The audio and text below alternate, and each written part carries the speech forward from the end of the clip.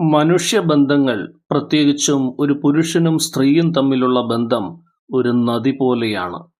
അതിൻ്റെ ആഴവും ഒഴുക്കും നിർണയിക്കുന്നത് പരസ്പരം പങ്കുവയ്ക്കുന്ന സ്നേഹവും വിശ്വാസവും മാത്രമല്ല, മറിച്ച് നമ്മൾ പറയാൻ മടിക്കുന്ന അല്ലെങ്കിൽ പറയാതിരിക്കാൻ തിരഞ്ഞെടുക്കുന്ന ചില വാക്കുകൾ കൂടിയാണ്.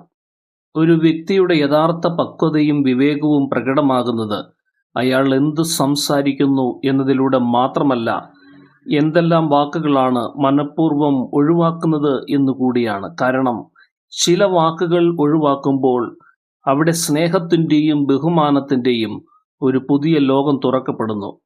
അത്തരം ചില സംസാര രീതികളെക്കുറിച്ചാണ് ഇന്ന് നമ്മൾ സംസാരിക്കുന്നത്. ഇവ വെറും വാക്കുകളല്ല, മറിച്ച് വിവേകത്തിൻ്റെയും പക്വതയുടെയും പ്രതീകങ്ങളാണ്. അവ ഒരു ബന്ധത്തിൻ്റെ ആഴം വർദ്ധിപ്പിക്കുകയും പങ്കാളിയുടെ ഹൃദയത്തെ സ്പർശിക്കുകയും ചെയ്യും. ഒന്നാമതായി, നീ ഒരുപാട് സംസാരിക്കുന്നു എന്ന പ്രയോഗമാണ്. സംഭാഷണം ഒരു ബന്ധത്തിൻ്റെ ജീവനാണ്. ഒരു നദി ഒഴുകുന്നത് പോലെ ആശയങ്ങൾ സ്വതന്ത്രമായി ഒഴുകേണ്ട ഒരിടം. എന്നാൽ നീ ഒരുപാട് സംസാരിക്കുന്നു എന്ന് പറയുമ്പോൾ അത് ആശയവിനിമയത്തിൻ്റെ ഒരു ഒഴുക്കിനെ തടസ്സപ്പെടുത്തുന്നു. ഒരു സ്ത്രീക്ക് പറയാനുള്ളത് കേൾക്കാൻ ഒരാൾക്ക് താല്പര്യമില്ലെങ്കിൽ അത് അവളുടെ ചിന്തകൾക്കും വികാരങ്ങൾക്കും താൻ വില കൽപ്പിക്കുന്നില്ല എന്നതിൻ്റെ സൂചനയാണ്. ഓരോ വാക്കും ഒരു സ്ത്രീയുടെ മനസ്സിൻ്റെ ആഴങ്ങളിലുള്ള ഭയങ്ങളും സ്വപ്നങ്ങളും പ്രതീക്ഷകളുമാണ്. ഒരു വിവേകിയായ പുരുഷൻ ഇത് തിരിച്ചറിയും.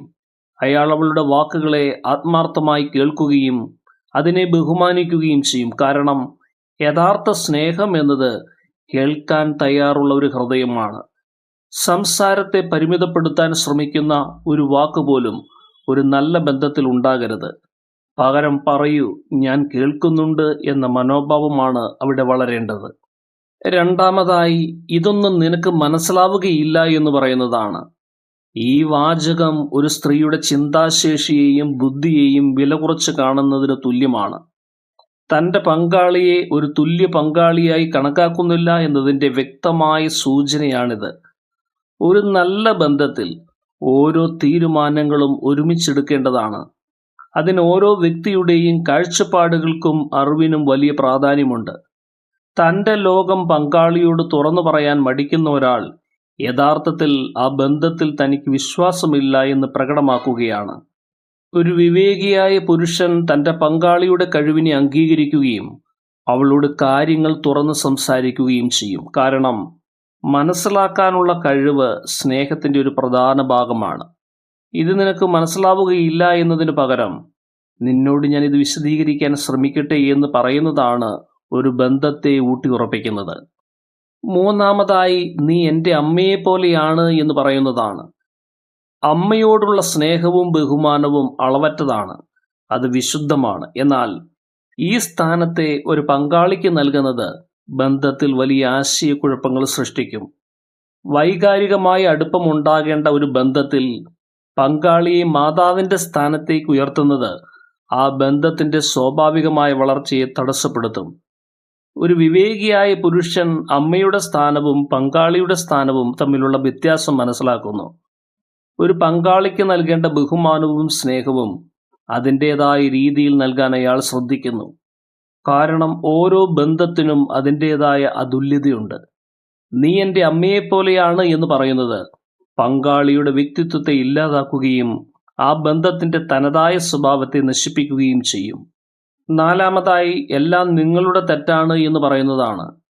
ഒരു പ്രശ്നമുണ്ടാകുമ്പോൾ അതിൻ്റെ പൂർണ്ണ ഉത്തരവാദിത്തം ഒരാളുടെ മേൽ മാത്രം ചുമത്തുന്നത് ശരിയായ രീതിയല്ല.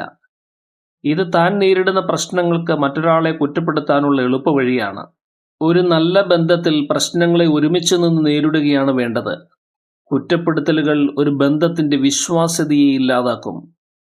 എല്ലാം നിങ്ങളുടെ തെറ്റാണ് എന്ന് പറയുന്നതിനു പകരം ഈ പ്രശ്നത്തിൽ നമുക്കെങ്ങനെ മുന്നോട്ട് പോകാം എന്ന് ചോദിക്കുന്നതാണ് ഒരു വിവേകിയായ പുരുഷന്റെ സമീപനം.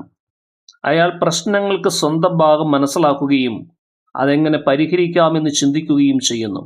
ഉത്തരവാദിത്വം പങ്കിടുന്നത് ഒരു ബന്ധത്തെ കൂടുതൽ ദൃഢമാക്കും. അഞ്ചാമതായി, തൻ്റെ മുൻകാമുകിയെക്കുറിച്ച് പറയുന്നതാണ്. മുൻ ബന്ധങ്ങളെ ഇപ്പോഴുള്ള ബന്ധവുമായി താരതമ്യം ചെയ്യുന്നത് ഏറ്റവും വേദനാജനകമായ ഒന്നാണ്.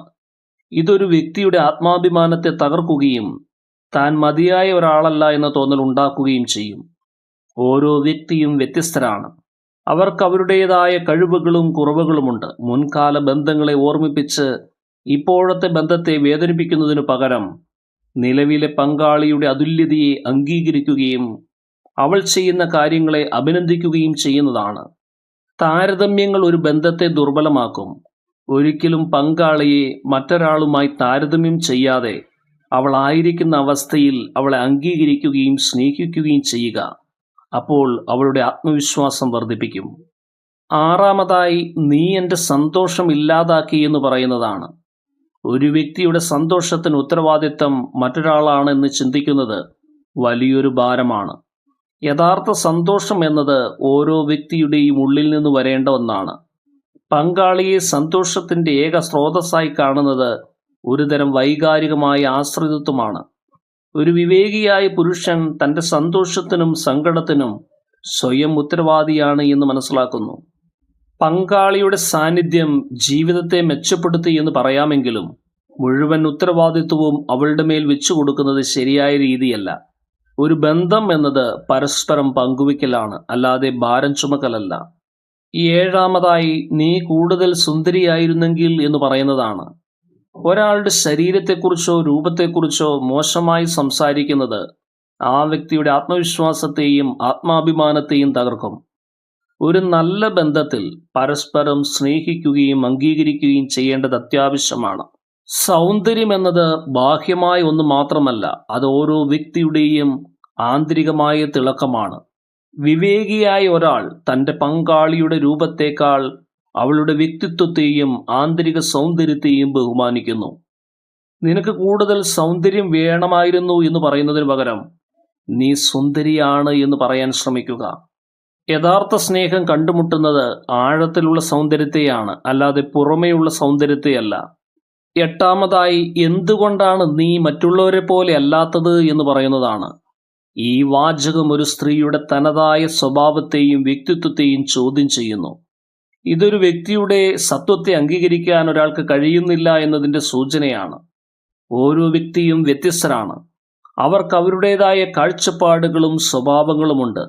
വിവേകിയായ ഒരാൾ തൻ്റെ പങ്കാളിയുടെ യഥാർത്ഥ സ്വഭാവത്തെ അംഗീകരിക്കുകയും അവർ ആരാണോ അതിനെ സ്നേഹിക്കുകയും ചെയ്യും. താരതമ്യങ്ങൾ ഒരു ബന്ധത്തെ ദുർബലമാക്കും. എന്തുകൊണ്ടാണ് നിങ്ങൾ മറ്റുള്ളവരെ പോലെ അല്ലാത്തത് എന്ന് ചോദിക്കുന്നതിനു പകരം നീ ആയിരിക്കുന്നതിൽ എനിക്ക് സന്തോഷമുണ്ട് എന്ന് പറയാൻ ശ്രമിക്കുക. ഒൻപതാമതായി, നിനക്കൊരു ജോലിയുടെ ആവശ്യമില്ല എന്ന് പറഞ്ഞ് പങ്കാളിയുടെ ജോലിയെ തടസ്സപ്പെടുത്തുന്നതാണ്. ഒരു സ്ത്രീയുടെ സ്വപ്നങ്ങളെയും ലക്ഷ്യങ്ങളെയും തടസ്സപ്പെടുത്തുന്ന ഒരു വാചകമാണിത്. സാമ്പത്തിക സ്വാതന്ത്ര്യം ഓരോ വ്യക്തിയുടെയും ആത്മവിശ്വാസം വർദ്ധിപ്പിക്കുന്നു. ഒരു വിവേകിയായ പുരുഷൻ തൻ്റെ പങ്കാളിയുടെ സ്വപ്നങ്ങളെയും കഴിവിനെയും പിന്തുണയ്ക്കുന്നു. ഒരുമിച്ച് വളരാനുള്ള അവസരങ്ങൾ ഉണ്ടാക്കുകയാണ് ഒരു നല്ല ബന്ധത്തിൽ ചെയ്യേണ്ടത്. നിനക്കൊരു ജോലിയുടെ ആവശ്യമില്ല എന്ന് പറയുന്നത് അവളുടെ വ്യക്തിപരമായ വളർച്ചയെയും സ്വപ്നങ്ങളെയും തടസ്സപ്പെടുത്തുന്നതിന് തുല്യമാണ്. പത്താമതായി, നീ വളരെ വൈകാരികമായി പെരുമാറുന്നു എന്ന് പറയുന്നതാണ്. വികാരങ്ങൾ മനുഷ്യ സഹജമാണ്. വികാരങ്ങളെ നിസ്സാരവൽക്കരിക്കുന്നത് ബന്ധത്തിലെ അടുപ്പം കുറയ്ക്കും. ഒരു വിവേകിയായ പുരുഷൻ തൻ്റെ പങ്കാളിയുടെ വികാരങ്ങളെ ബഹുമാനിക്കും. അത് പ്രകടിപ്പിക്കാൻ അവൾക്ക് സുരക്ഷിതമായ ഒരിടം നൽകുകയും ചെയ്യുന്നു. വികാരങ്ങളെ അടിച്ചമർത്താൻ ആവശ്യപ്പെടുന്നത് ആ വ്യക്തിയെ മാനസികമായി തകർക്കും. നീ വളരെ വൈകാരികമായി പെരുമാറുന്നു എന്ന് പറയുന്നതിന് പകരം അവളുടെ വൈകാരികാവസ്ഥ മനസ്സിലാക്കാൻ ശ്രമിക്കുന്നതാണ് നല്ലത്. 11ാമതായി, നിനക്കെന്നെ മനസ്സിലാവുന്നില്ല എന്ന് പറയുന്നതാണ്. ഇതൊരാൾ തൻ്റെ ലോകത്തേക്ക് പങ്കാളിയെ പ്രവേശിപ്പിക്കുവാൻ ആഗ്രഹിക്കുന്നില്ല എന്നതിൻ്റെ സൂചനയാണ്. ഇതൊരു തരം വൈകാരിക അകൽച്ച സൃഷ്ടിക്കുന്നു. ഒരു വിവേകിയായ പുരുഷൻ തൻ്റെ പങ്കാളിയോട് തുറന്ന് സംസാരിക്കുകയും താൻ നേരിടുന്ന പ്രശ്നങ്ങളെക്കുറിച്ച് അവളോട് പങ്കുവയ്ക്കുകയും ചെയ്യും. അങ്ങനെ പരസ്പരം മനസ്സിലാക്കാനും പിന്തുണയ്ക്കാനും കഴിയുന്ന ഒരു ബന്ധമുണ്ടാക്കിയെടുക്കുവാൻ സാധിക്കും. നിനക്കെന്നെ മനസ്സിലാവുന്നില്ല എന്ന് പറയുന്നതിന് പകരം എനിക്കൊരുപാട് കാര്യങ്ങൾ പങ്കുവയ്ക്കുവാനുണ്ട്, നീ കേൾക്കുവാൻ തയ്യാറാണോ എന്ന് ചോദിക്കുന്നതാണ് ശരിയായ സമീപനം.